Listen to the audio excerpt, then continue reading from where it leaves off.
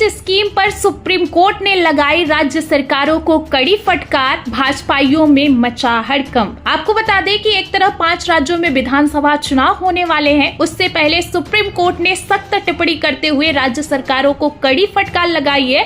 दरअसल आपको भी पता है कि देश में जो है फ्रीवीज यानी मुफ्त योजनाओं को लेकर किस तरीके से माहौल बनाया गया है कि पैसे जितना ज्यादा बांटेंगे उतना ही वोट आपको मिलेगा। एक तरफ कई राज्यों में चुनावी माहौल के बीच वोट पाने के लिए बड़ी बड़ी योजनाएं चलाई जाती हैं, कहीं नकदी राशि सीधे खातों में डाली जाती है, कहीं मुफ्त बिजली, कहीं महिलाओं और बहनों के नाम पर आर्थिक सहायता दी जा रही है। सरकारें इन योजनाओं को जन कल्याण बता रही हैं, लेकिन सवाल ये उठ रहा है कि इसका आर्थिक बोझ कौन उठाएगा। इसी मुद्दे पर अब सुप्रीम कोर्ट के सीजेआई जो है वो सख्त नाराजगी जाहिर करते हुए राज्य सरकारों को फटकार लगाए हैं। जी हाँ, सुनवाई के दौरान अदालत ने साफ कहा है कि जब राज्य सरकार पहले से ही राजस्व घाटे में चल रहे हों तब इस तरह की मुफ्त योजनाएं लंबे समय में अर्थव्यवस्था को नुकसान पहुंचा सकती हैं। कोर्ट ने पूछा है कि अगर खजाना खाली है तो ये खर्च आखिर पूरा कैसे होगा। अदालत ने यह भी इशारा किया कि चुनाव से पहले बड़े बड़े ऐलान किए जाते हैं और जनता को राहत के नाम पर योजनाएं शुरू कर दी जाती हैं,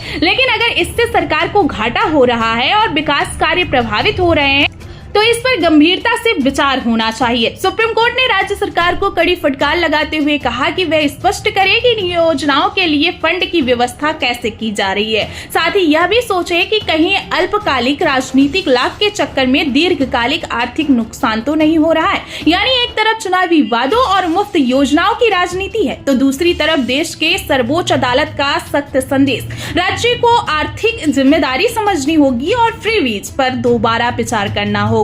यानी सीधे तौर पर सुप्रीम कोर्ट अब जो है सख्त नजर आया है और फ्रीवीज पर लगाम लगाने के मैसेज दिए जा रहे हैं। फिलहाल आप सुप्रीम कोर्ट के इस संदेश पर क्या कहना चाहते हैं, कमेंट में अपनी राय जरूर दें।